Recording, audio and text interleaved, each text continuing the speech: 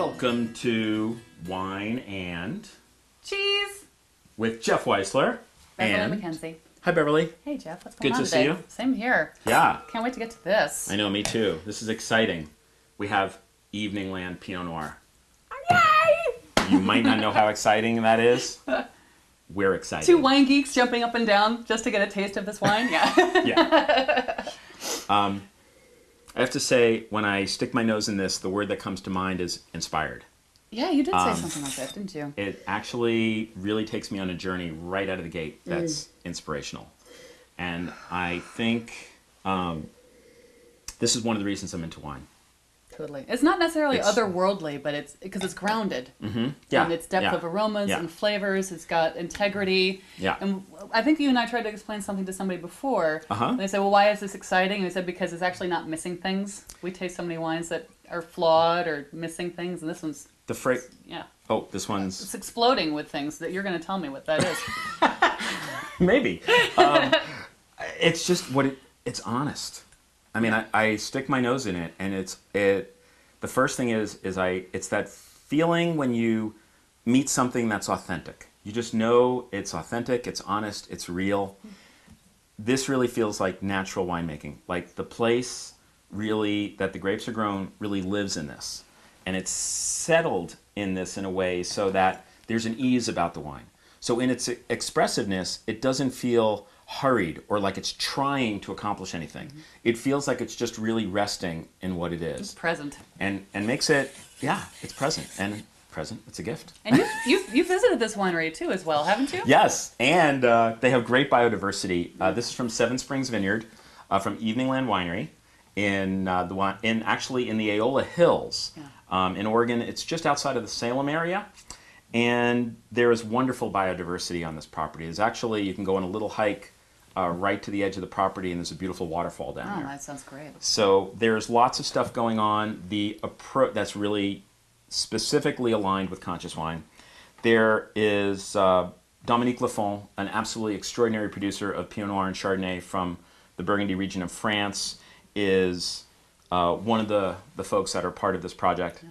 And it's a project that we're really excited to know exists these days. And having said that, you need to taste the wine.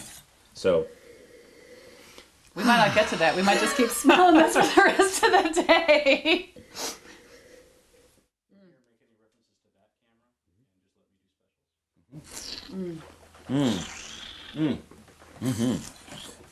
I gotta take my glasses off for this. Oh yeah.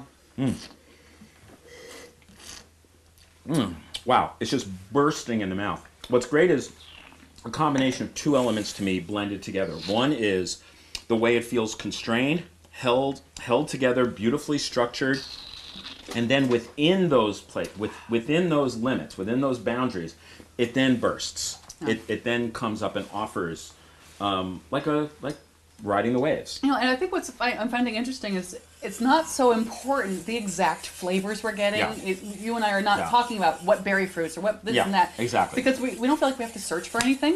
Because it's so balanced and has such a good set of shoulders and a strong back and, firm legs. It doesn't need us to be analyzing it. It's just, it's there. It's present. Totally. And it's absolutely saying, give me food. So speaking of that. We just happen to have this Comte here. So, Jeff, did you know that Comte was actually, it's also known as, this part of this AOC, Gruyere de Comte. Well, so there was this time when Switzerland and France were still just one genre. Some people believe in Pangea. In essence, it could be true, but more minute than that, just Switzerland and France didn't have these big borders. And so you have the Comte, which is, they've been making this cheese for like 800 years, for like 8 centuries. And it is a hard cheese, it's a washed rind. And so it's talking about weight and pairing. So this is a medium-bodied wine, approximately. This is a hard cheese, but with more of a nutty, medium-weight palate. So it's not a dense, rich, creamy cheese. And what's really interesting, we're talking about terroir and sense of place, because just like with wine, the French have appellation origin contrôlée with cheese as well. This has to come from a very specific place, it happens to be quite large, though, that spans from the Jura, the Doubs, and the Rhone Alps. So very mountainous. So that's areas. We're talking about the eastern side of France. Correct. towards the mountains, heading up into the mountains, the hills of Jura. Correct. And then we're going over into the Alps and into the mountains in Switzerland. Exactly. And just go back to one thing, AOC, little descriptor Appellation of AOC. Origin de Contrôle is basically these boards that are designed to create criteria as far as ingredients, how things are done, and where these foods come from, and how they're managed. So just like wine. Mm-hmm. Okay. So we look at a wine or a cheese that one of the ways we know from France is when there is an appellation contrôlée, an AOC, on the label or on the package, what we know is that that sense of place or a specific place is part of what's behind creating that product. Bingo. Okay. So we were talking about these steep mountainous areas. So that's what these cows graze on. And you're only allowed, so going back to rules and restrictions, you're only allowed 2 types of cows to make Comte, one of which, the most important one, like 95% of the herds are from Montbéliard. My French isn't perfect, but Montbéliard. It's like 95% of the herds that make Comte, and it makes this very sweet milk. Okay. Because that's what it's all about. And as you wash the rind, you let it age, it develops this lovely nuttiness. But maybe we should figure out what that means. We should taste this cheese. I'm like, if I have to wait 5 more seconds before I taste cheese and wine, I'm gonna jump. Okay. All right. So I'm gonna smell this while I'm eating it at the same time. I'm gonna have 2 of these because it's so mild, but there's like a little. You can smell some butter. You can smell some nuts. So one of the things here that's really interesting to me is Pinot Noir being a mid-weight wine, slightly lighter but mid-weight in general. Yeah. This cheese is kind of in that land between a soft cheese and a hard cheese. It's not actually either.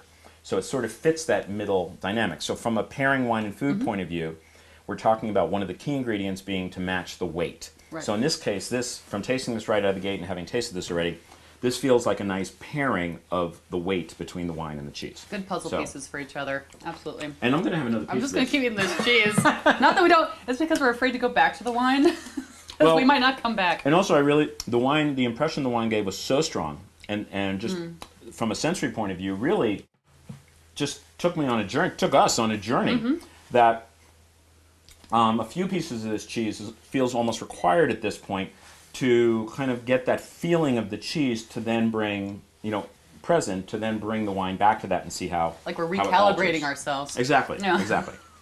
Yeah, more cheese. Okay. Ready? I don't know. Here we go. All right.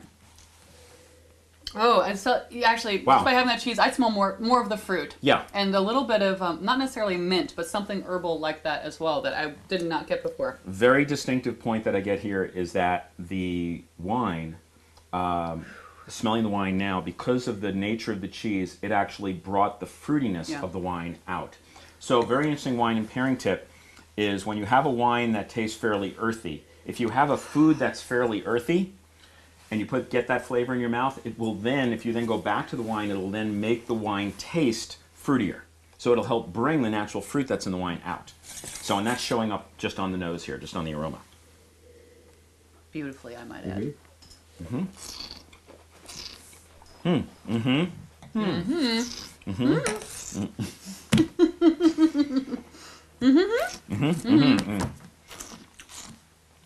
Wow.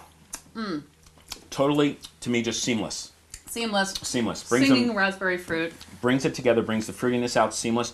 And this beautiful acidity in the wine then goes zing, which sort of sets you up for wanting more.